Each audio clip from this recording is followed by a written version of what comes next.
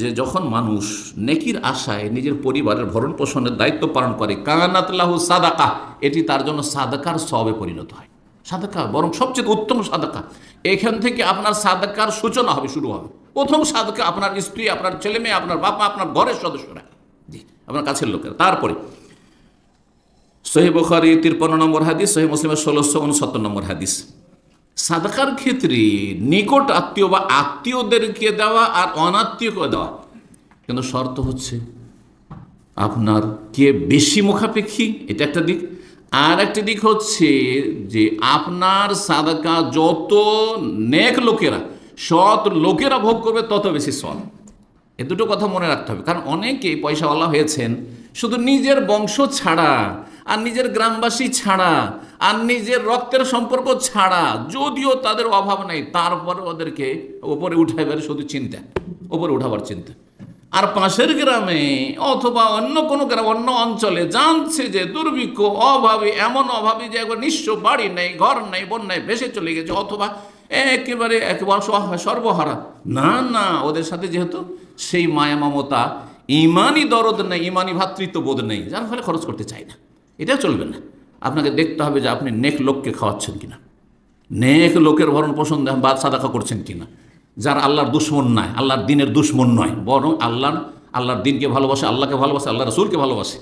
তারপরে তারা নিডি কেনা, তাদের বেশি প্রয়োজন আছে কিনা, কার বেশি প্রয়োজন আছে এটা দেখার। তারপরে দেখছেন আমার যারা রক্তের সম্পর্ক বা গ্রামবাসী, প্রতিবেশী, আত্মীয়, তারা মুখাপেক্ষীও বেশি, অভাবীও বেশি, আর তাদের মধ্যে দিনদারিও আছে, আর তারা ভালো মানুষ এবং ইত্যাদি ইত্যাদি যে দিকগুলি বললাম, এসবগুলি আছে, তখন অন্যদের চাইতে এরা বেশি হয়, এখানে বেশি নেকি পাবেন, দ্বিগুণ নেকি পাবেন, দ্বিগুণ নেকি পাবেন। আপনার ভাই অভাবী আর আপনার বোন অভাবী, কিন্তু সুদের কারবার করে, বেনামাজি, বেদিন, এক ওয়াক্ত নামাজ পড়ে না, আর পাশের লোক আলেমে দিন, হাফেজে কোরআন, পরিষ্কার মানুষ, খেতে পায় না, সংসার চালাতে পারে না, কিন্তু আপনার রক্তের সম্পর্ক নেই, তাদের জন্য দেবেন না। আপনি দিলে ওই 10 টাকাও বেরোবে না, আর আপনি হাজার হাজার লাখ লাখ টাকায় বেনামাজি বেদিন ভাইকে দিচ্ছেন, আর মনে করছেন যে আমি ডবল নেকির আশা রাখছি। না, এটা নয়, এভাবে বুঝলে হবে না।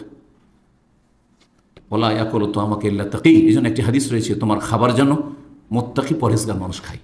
দাওয়াত দেবেন, দস্তরখানে ডাকবেন, ফাসেক ফাজের পাপিষ্ট যে গিরগিটের মতো রং বদলায়, আমার বাসায় যখন দাওয়াত খেতে আসবে তখন পরেশগার হয়ে পাঞ্জাবি টুপি লাগিয়ে চলে আসবে, আর যখন নাস্তিক বেদিনদের দাওয়াতে পার্টিতে হাজির হবে তখন সেখানে মদের বোতল সামনে বসতেও তার দ্বিধাবোধ হবে না। এরকম লোককে খাওয়াই কোনো নেকি পাওয়া যাবে না, কখন নেকি পাওয়া যাবে না। জি, যাদের কাছে হালাল হারামের কোনো তামিজ নেই তাদেরকে খাওয়ানোর কথা বলা হয়নি। তো হাদিসটি শোনার খুব গুরুত্বপূর্ণ হাদিস। আব্দুল্লাহ বিন মাসউদ রাদিয়াল্লাহু তাআলা আনহুর স্ত্রীর নাম ছিল জাইনব। সহিহ বুখারীতে এই হাদিস আমরা ধারাবাহিক যখন আলোচনা করেছি সহিহ বুখারী, তখন হাদিসটি গিয়েছে। বলছেন যে তার স্ত্রী বলছেন, কুনতু ফিল মসজিদ, একদিন আমি মসজিদে ছিলাম, ফারাআইতুন নবী সাল্লাল্লাহু আলাইহি ওয়াসাল্লামকে দেখলাম যে তিনি ভাষণ দিচ্ছেন, আর বললেন, ইয়া মাশারান নিসা তাসাদ্দাকনা, হে নারীরা তোমরা বেশি বেশি দান খয়রাত করো, কারণ তোমাদেরকে আমি মেরাজের রাতে বেশি সংখ্যক জাহান্নামে দেখলাম। হাদিস প্রসিদ্ধ হাদিস। তো এই হাদিস নবী সাল্লাল্লাহু আলাইহি ওয়াসাল্লাম এই কথাগুলি বিভিন্ন সময় বলেছেন, মসজিদে বলেছেন, তারপরে ঈদের খুতবায় বলেছেন। জাইনাব করতো কি, জাইনাব তার বাবার পক্ষ থেকে সচ্ছল মহিলা, টাকা পয়সা ছিল, হয়তো বাপ মা পেয়েছে, ধন সম্পদ ভালোই ছিল, কিন্তু আব্দুল্লাহ বিন মাসউদ খুব গরিব মানুষ হবে। তার আগের স্ত্রী থেকে কয়েকটা ছেলে মেয়ে ছিল, কচি কাঁচা ছিল। তো আব্দুল্লাহ তার স্বামী সংসার চালাতে হিমশিম খেত। তো বলছেন যে একদিন আব্দুল্লাহকে, তার স্বামীকে বললেন যে এক কাজ করেন, আমি মহিলা মানুষ, নবী সাল্লাল্লাহু আলাইহি ওয়াসাল্লামের কাছে কি যাব, আপনি যান, গিয়ে জিজ্ঞাসা করেন যে স্ত্রী কি স্বামীকে যাকাত দিতে পারবে, স্ত্রী কি স্বামীকে যাকাত দিতে, স্বামী যদি স্ত্রীকে দেয় তো জায়েজ না, জায়েজ নয়, কারণ স্বামীর ওপর স্ত্রীর ভরণ পোষণ ফরজ, সুতরাং স্বামী স্ত্রীকে যাকাত দিতে পারবে না। এক ছেলে বাপ মাকে, দাদা দাদি, নানা নানি যত উপরে হোক না কেন জাকাত দিতে পারবেন না, ছেলে মেয়েদেরকে জাকাত দিতে পারবেন না, কিন্তু সাইডের গুলোকে দিতে পারবেন। যাই হোক, মাসলা সংক্ষেপে বলে দিলাম। তো স্ত্রীর ওপর যেহেতু স্বামীর ভরণ পোষণের দায়িত্ব নেই, সুতরাং স্বামীর অভাব আছে, স্বামীর আরও ছেলে মেয়ে আছে বা ভাই বোন আছে, তাদের অভাব আছে, জাকাত দিতে পারবে। তো বলছেন যে জিজ্ঞেস করতে বললাম আমার স্বামীকে যে যাও সাল রাসুল আল্লাহ রসুল জিজ্ঞেস করো আয়াজি আন্নি আনন ফেকা আলাইকে আলাইকে ওয়ালা আইতামিন ফি হাজরি মিনা সাদাকাতে, আমার কাছে যে তোমার কচি কাঁচাগুলি আমি লালন পালন করছি ছোট বাচ্চা আগের স্ত্রী থেকে, সেগুলির জন্য যদি জাকাতের টাকা খরচ করি আর তারপরে তোমাকে যদি আমি জাকাতের টাকা দিই তুমি স্বামী, তাহলে এটা কি আমার জাকাত আদায় হবে কি না? তখন আব্দুল মাসুদ বলছে আমাকে লজ্জা লাগছে, আমি জিজ্ঞাসা করতে যাবো তো ভাববে যে আমি জানি তো যে আমার স্ত্রী একটু সচ্ছল, তো মনে হয় নিজের জন্য মাসলা জিজ্ঞাসা করছে, তো লজ্জার ব্যাপার। তো বলছেন যে না তুমি যাও জিজ্ঞাসা করো, সালি আনতে রসুল আল্লাহ, তুমি গিয়ে রসুল জিজ্ঞেস করো। তাহলে বোঝা গেল যে মহিলারাও সরাসরি জিজ্ঞাসা করতে পারে পুরুষকে ফতোয়া, কিন্তু ফিতনা মুক্ত হইতে হবে, ফিতনার আশঙ্কা যেমন আছে। যেখানে ফিতনার আশঙ্কা আছে, এটা অনেক কথা হয়ে যাচ্ছে বা হওয়ার আশঙ্কা আছে, হ্যাঁ, তাহলে না, একদম জায়েজ নাই। তো নবী সাল্লামকে এসে জিজ্ঞাসা করতে আসলেন, তো দেখলেন যে আনসারের আরেক মহিলাও গেটে দাঁড়িয়ে আছে কোনো মাসলা জিজ্ঞাসা করার জন্য, আর মাসলা সেম মাসলা, একই মাসলা, ওই আরেক যে মহিলা এসছে তারও মাসলা একই মাসলা। আর বেলাল রাদিয়াল্লাহু তাআলা আনহু, হ্যাঁ, তিনি সিকিউরিটিতে দাঁড়িয়ে আছেন, হারেস সিকিউরিটি, জি, দারবান দাঁড়িয়ে আছেন। বলছেন ফামাররা আলাইনা বেলাল, বেলাল আমাদের পাশ দিয়ে যখন যাচ্ছিলেন, তো বললাম যে সাল নবী সাল্লাল্লাহু আলাইহি ওয়াসাল্লামকে জিজ্ঞাসা করো যে আমরা কি আমাদের জাকাতগুলি আমার স্বামীর ছেলে মেয়েদেরকে বা স্বামীকে দিতে পারবো? উনফিকু আলা যাওজি ওয়া ইয়াতামিল ফি হাজরি।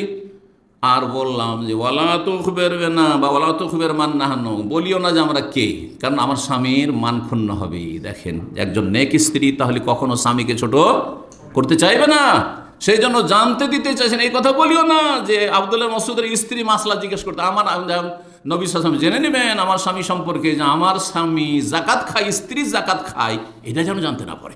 সুবহানাল্লাহ। এখান থেকে আকীদার গুরুত্বপূর্ণ একটি মাসলা জানা গেল, সেটা হচ্ছে কি, যে নবী আলিমুল গায়ব নন, আর বেরেলভী রেজভী আকীদা হচ্ছে যে নবী আলিমুল গায়ব। পর্দার আড়ালে গেটের বাইরে মহিলা দাঁড়িয়ে আছে, দুটো মহিলা, একটা আনসারী মহিলা আর হচ্ছে আব্দুল্লাহ মাসউদের স্ত্রী জাইনাব। বলছে আমাদের সম্পর্কে বলিও না যে আমরা কে জিজ্ঞাসা করছি, মাসলা কার বলিও না। তাহলে বোঝা গেল সাহাবায়ে কেরামদের বিশ্বাস কি ছিল, যে নবীকে না জানালে তিনি জানতে পারবেন না। এর বিপরীত কেউ যদি নবী আলেমুল গায়ব, তাহলে এটি শিরকি আকীদা, আল্লাহর সাথে শরীক করে দিল। আর আল্লাহর সাথে বড় শিরকি, যেহেতু ইলম আল্লাহর সিফাত, আল্লাহর গুণ, সুতরাং তাতে যদি শরীক করে তো ইসলাম থাকবে? ইসলাম ধ্বংস হয়ে যাবে, সমস্ত কিছু ধ্বংস হয়ে যাবে, কোনো নামাজ রোজা ফরজ কিচ্ছু কবুল হবে না। আল্লাহ হেদায়েত দান করুন। তো বেলাল ভাবলেন যে বলবোই না, কিন্তু নবী জিজ্ঞাসা করেই ফেললেন। তাহলে কে জিজ্ঞাসা করছে মাসলা? এখন জিজ্ঞাসা যখন করেছেন নবী, তো তিনি তো না করতে পারেন, আমি বলবো না। তখন ইয়া রাসূলুল্লাহ হুমা জাইনাব, হ্যাঁ, মান হুমা কালা জাইনাব, জাইনাব এসছে জিজ্ঞাসা, জাইনাব বলে দিয়েছেন। যদি সামান্য কিছু গায়েব জানতেন, অদৃশ্য, তাহলে বুঝে নিতেন যে কোন জাইনাব এসছে, তাই না? জেনেই নিতেন, কিন্তু তাও জানতে পারছেন না। বলছে আইয়ু জায়ান, এবারে মদিনা মেলা জাইনাব আছে, নবী সাহেব দুই স্ত্রী জাইনাব, বড় মেয়ে জাইনাব, হ্যাঁ হ্যাঁ, ইবনে মাসউদের স্ত্রী জাইনাব, আরও মুহাজির আনসারে মেলা জাইনাব, আর জাইনাব ঘরে ঘরে জাইনাব। আজকাল দেখছেন না আরবদের মধ্যে ফাহাদ ঘরে ঘরে ফাহাদ, মোহাম্মদ ঘরে ঘরে বাপ বেটা ভাই।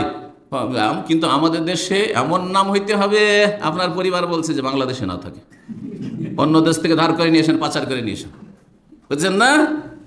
আল্লাহ হেদায়েত দান করুন। জি, আইয়ু জায়ানেব, কোন জায়নাব? তখন বেলাল সেটাও বলি ইমরাত আব্দুল্লাহ, আব্দুল্লাহ মাসউদের স্ত্রী। তখন নবী উত্তর বলছেন নাম, হ্যাঁ হ্যাঁ, স্বামীকে জাকাত দিতে পারবে, স্বামীর যে আগের স্ত্রী থেকে ছেলে মেয়েগুলো রয়েছে সেগুলো দিতে পারবে, কিন্তু নিজের ছেলে মেয়েকে নয়, নিজের ছেলে মেয়েকে দিতে পারবে না। ধরেন একজন মহিলা, ধন সম্পদ আছে তার, আর তার ছেলে মেয়ে, নিজের যেগুলো ছেলে মেয়ে, সেই ছেলে মেয়েগুলোর ভরণ পোষণের দায়িত্ব তো তার স্বামীর। এখন স্বামী যখন গরিব, আদায় করতে পারছে না, তখন যদি জাকাত দেয় নিজের ছেলে মেয়েকে, চলবে না? চলবে না, কারণ এগুলো তোমার ছেলে মেয়ে, সুতরাং তোমার পয়সা দিয়ে এদের প্রতিপালন করতে হবে, এইখানে জাকাত চলবে না।